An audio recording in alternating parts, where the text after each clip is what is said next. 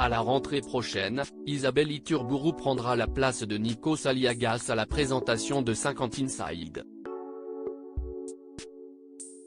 Pour l'occasion, l'ancienne animatrice de Canal+, a donné une interview au magazine L'Équipe, dans laquelle elle se livre sur son parcours professionnel, mais aussi sur son enfance et sa passion du rugby, qui lui vient de son père.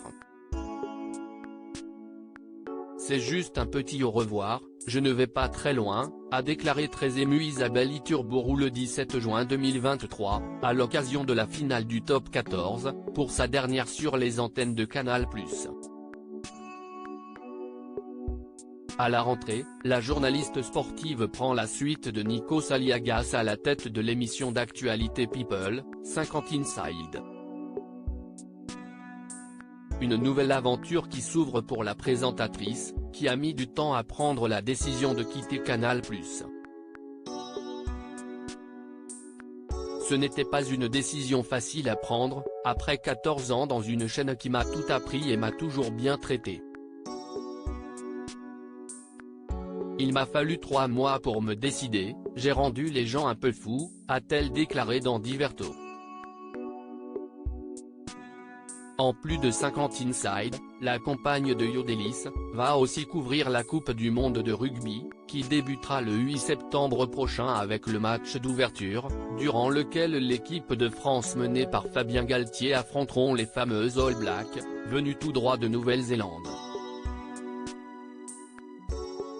Une occasion qui permet à Isabelle Iturburu de retrouver un sport qu'elle aime tant, notamment grâce à son père, qui lui a donné le goût du rugby dès l'enfance, comme elle l'a confié dans les colonnes de l'Équipe.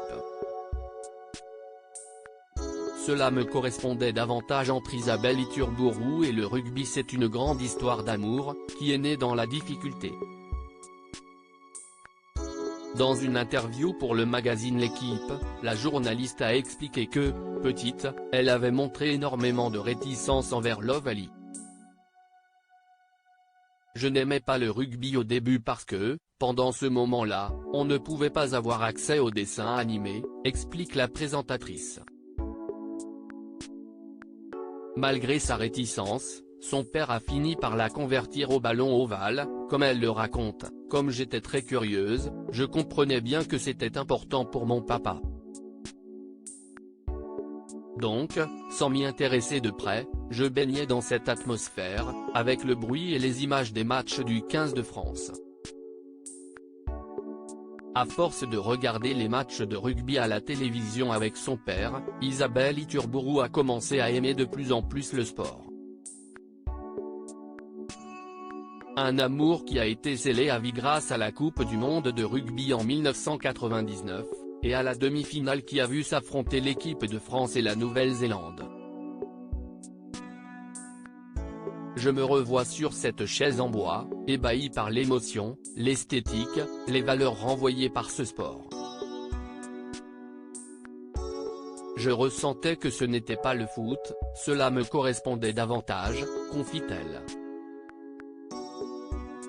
Dès le 8 septembre, Isabelle Iturburu pourra continuer de vivre sa passion, grâce à TF1, qui diffusera les matchs de la Coupe du monde de rugby.